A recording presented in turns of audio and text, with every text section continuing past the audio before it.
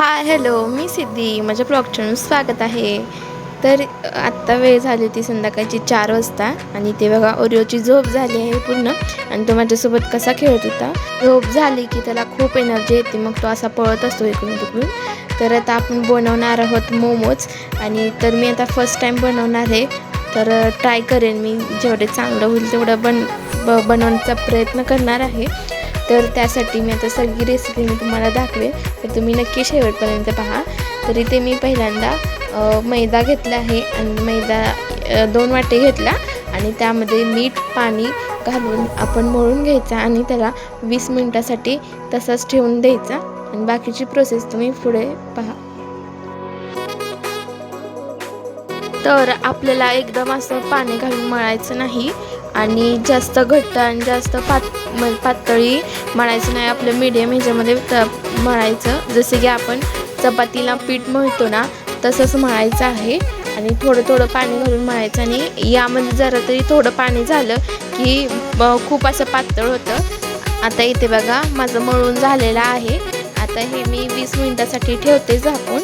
आणि आता इथं आपण कोबी, कांदा, काळे मिरे आणि लसूण हे सगळं काय घेतलेलं आहे. तुम्ही बाकीचे पण पदार्थ टाकू शकता, म्हणजे की काय म्हणतात त्याला, गाजर, शिमला मिर्च, आणखीन काय काय असतात ते तुम्ही टाकू शकता भाज्या. आणि इथे आपल्याला 1च चमचा तेल टाकायचं आहे.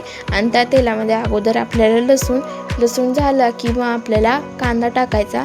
कांदा जरा लालसर भाजून मग ते इथे आपल्याला कोबी टाकायचा आणि थोडंसंच भाजून घ्यायचं, जास्त भाजायचं नाही, कारण ते कच्चे असतात ना उगाच. मग त्याला रोस्ट करायचं, म्हणजे जरा शिजवून घ्यायचं, भाजून घ्यायच्या भाज्या. आणि मग थोडं कोबी भाजून झालं की त्यामध्ये मिरे टाकायचे. मग आता आपले इथे भाज्या भाजून झालेल्या आहेत. आणि आता आपण जे मळलेलं पीठ होतं तर ते 20 मिनटं कंप्लीट झालेलं आहे. मग त्याला काढायचं आणि असं जरा घ्यायचं, मळून घ्यायचं. मग आणखीन छान होतं. तर इथे आपल्याला 1-2 मिनटं असंच पीठ मळून घ्यायचं. आणि मग पीठ मळून झालं की त्या पिठाचे आपण छोटे छोटे गोळे करायचे.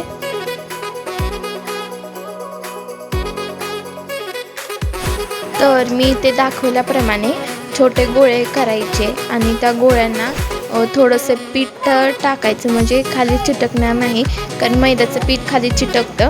आणि मग इथे आपण पुरीला लाटतो, म्हणजे पुरी ज्या आकाराची असते ना त्याच आकाराचं तर आपल्याला इथे लाटायचं आहे. तर माझं इथं पीठ जरा लाटणीला चिटकत होतं, कारण मी जरा असं कमी पीठ लावलेलं. आणि तुम्ही जास्त पीठ लावू शकता, कारण मी पहिल्यांदाच करत होते, मला इतकं काही माहीत नव्हतं. आणि माझा पहिलीच म्हणजे मोमोज होता. परत मी जसं करत जाईल मग तसं मला समजलं की पीठ जास्त लावायला पाहिजे, मग चिटकत नाही.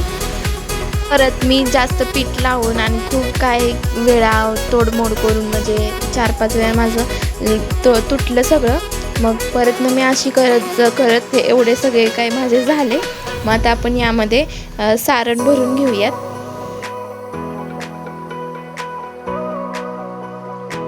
जेवढी पुरी असेल ना तेवढं सारण भरायचं, अजिबात कमी नाही आणि जास्त पण नाही, मध्यम त्याच्या आकारानुसार बदलायचं. आणि त्याला मनोबत घ्यायचं. आणि मी जशी मोमोचा आकार दाखवते ना तसं तुम्ही करत जायचं, आणि मग त्याला मोमोचा आकार होत जाईल.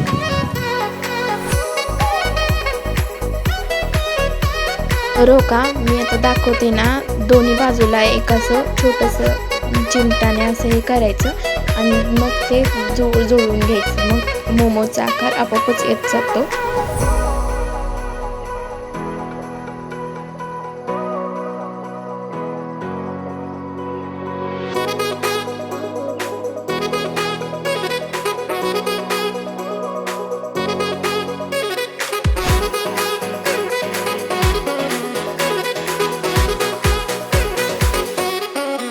तर अशा प्रकारे आता आपल्या इथे मोमोज रेडी आहे. आणि कसा वाटतोय बघा, तसा सेम टू सेम आलाय का नाही माहीत नाही, पण मला वाटेल मी तसं केलं. आणि मी फर्स्ट टाईम केले, पण इकडे तिकडे काहीतरी चुका होऊ शकतात.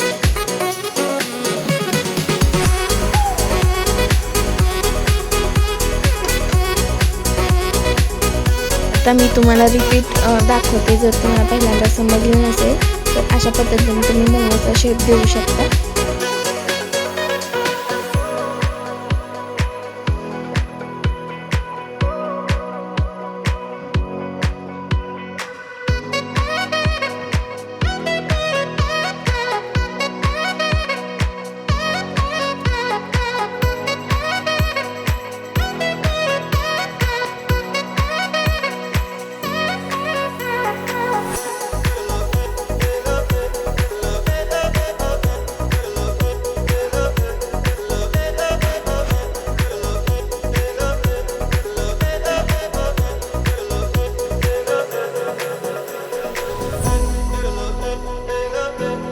तर आता आपण इथे एक कढई घेतली आहे आणि या कढईमध्ये पाणी टाकलं आहे आणि ते पाणी जरा 10 मिनटं ठेवायचं आणि मग आता आपण चाळण घेतल्यानंतर चाळणीला तेल लावायचं सर्व बाजूनी आणि मग पाणी जरा उकळीला आलं की मग यावर चाळण ठेवायची आणि त्या चाळणीमध्ये आपण केलेले जे मोमोज आहे ते ठेवायचे आणि तुम्ही फ्राय पण करू शकता आणि हे जे शिजवून पण करू शकता.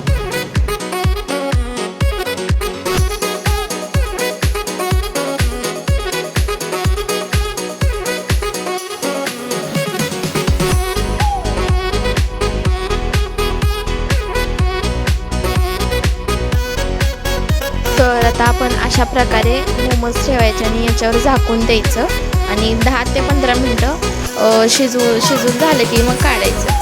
तर इथे बघा आपले शिजून रेडी आहेत मोमोज आणि कसे वाटते ते नक्की सांगा.